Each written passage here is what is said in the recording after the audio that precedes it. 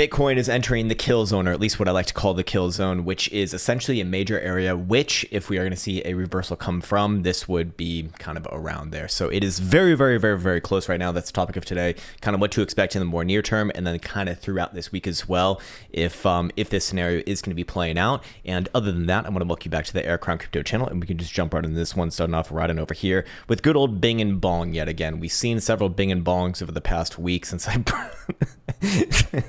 since this new terminology has been formed, and it looks like we have yet another one going on right here. Senor Bing has been tested on the low 50% range, and Mr. Bong right in the median here is still that area of interest for what I will just blindly call the kill zone. So in a more sincere tone, is a kill zone like an actual technical term? Fuck no, it's not. But what it does refer to, at least in my parlance, is that if we are going to see a major reversal from this region, we would be expecting rejections around this area, still around about $44,500 to $45,000.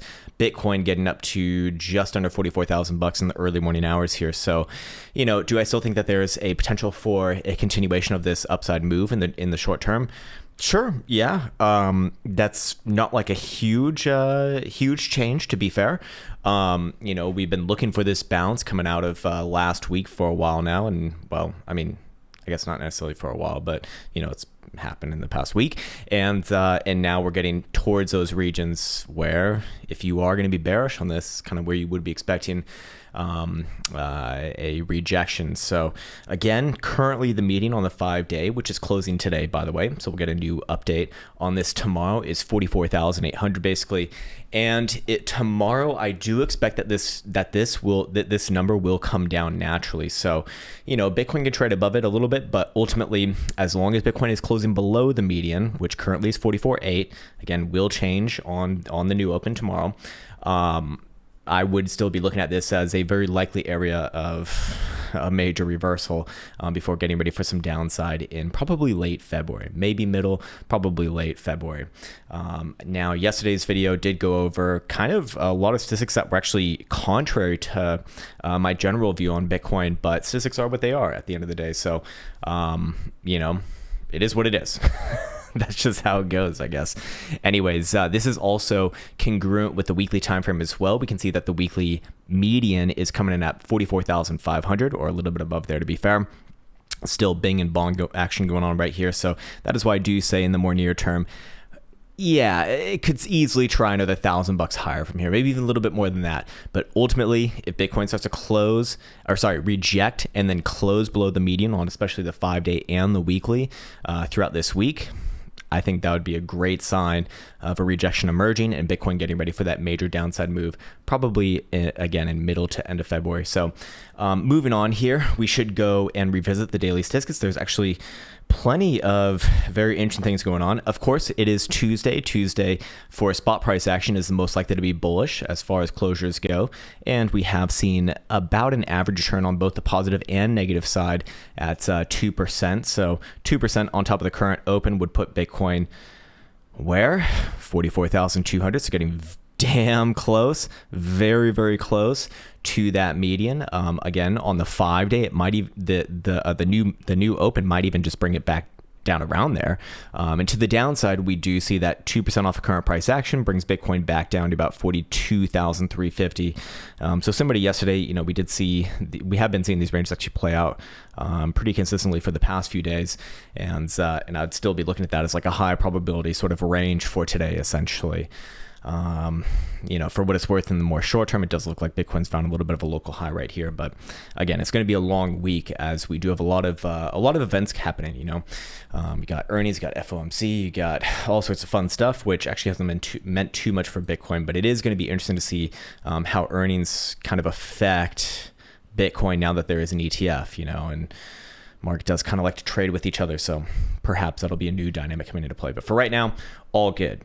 Anyways, what I also wanted to bring up was a 2-day time frame right here. So the 2-day time frame, the reason why I'm bringing it up is this pane that my cursor is currently hovering around, which has statistics as far as what you expect for your average sort of what I refer to as run up or run down, which is how many closures consecutively do you get in a row typically after one consecutive closure. That is that is such a I'm working down in my head like that's a very confusing way of stating it. So perhaps a better way to explain this would be an example. What it measures here is in the maximum tab, what is the maximum amount of consecutive 2-day time frame closures that we've seen, in this case to the upside. For example, this would be 12, and actually to the downside also 12 as well. The average represents what we see typically when there has been at least one consecutive positive closure. So once you get one consecutive positive closure, 3 is kind of the average with the 84% rank, the 84% kind of confidence interval there, incorporating all the way up to 5. So why am I bringing this up right now? Well, we have seen 1, 2, 3 positive closures for 2-day timeframes already. So that means that we're already on the average. Today we'll close another one, and it looks very, very likely that we're going to see another positive closure for this. So that would be 4 in a row, 4 consecutive in a row, which is now above the average and very close to that 84% rank. So what does that mean? What does that imply? What I'm implying here is that, after today, that's going to be potentially the 5th period that has also closed positively. So at that point, you're probably looking for at least a negative closure.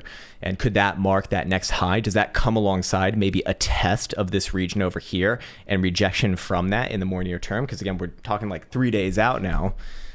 I feel like fucking Charlie with all the things. Okay, it's over here and over there, and it's turning around over here. And by the way, if you find this content valuable, please do consider subscribing.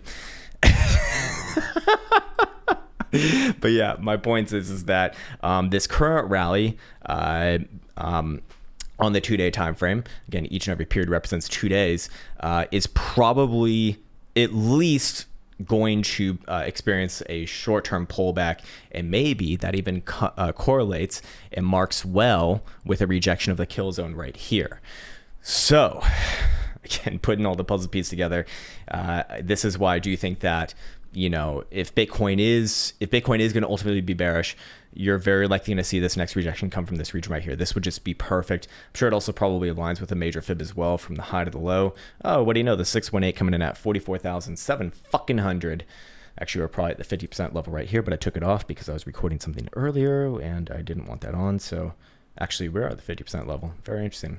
All right, cool. So we've got that. Also, to add on to that equation, if we go over here to the daily Gaussian channel, we can see that the daily Gaussian channel topside band is coming in at 44,700, pretty much directly in line with that weekly median coming back on over here.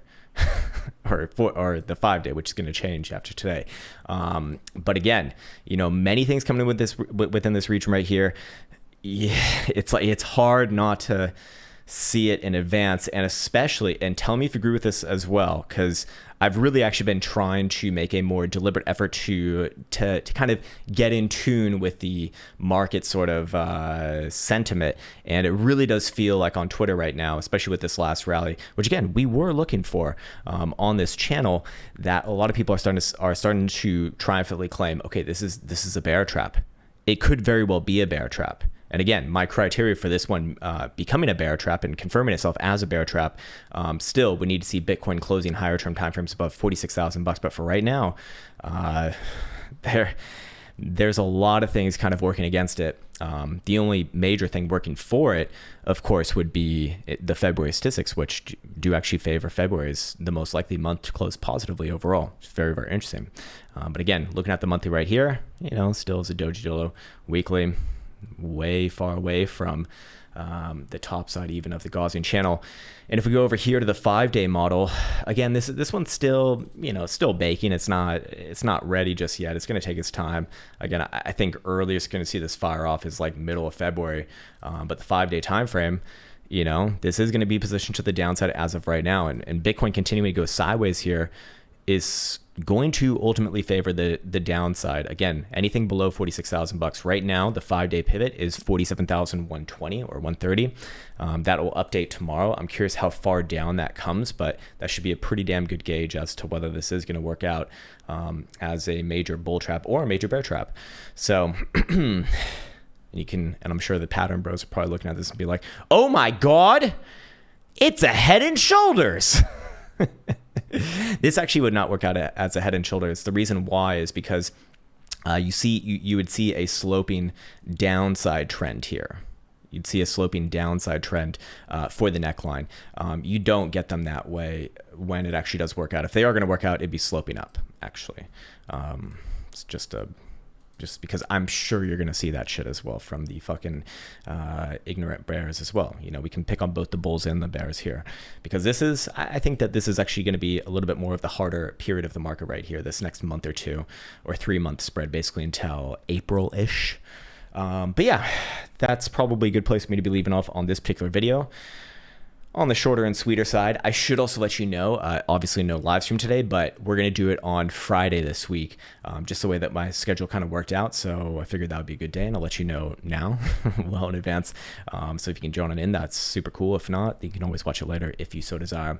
And yeah, we'll just leave things right there. I do think a lot of things are going to really be decided this week. This is important, even though Bitcoin's more or less range bound this week. I don't think you're going to see any major moves either which way. But this is all really a setup, in my opinion, for mid-February. So we'll leave it right there. As always, I want to wish you the best. Take care, much love, and see you hopefully tomorrow.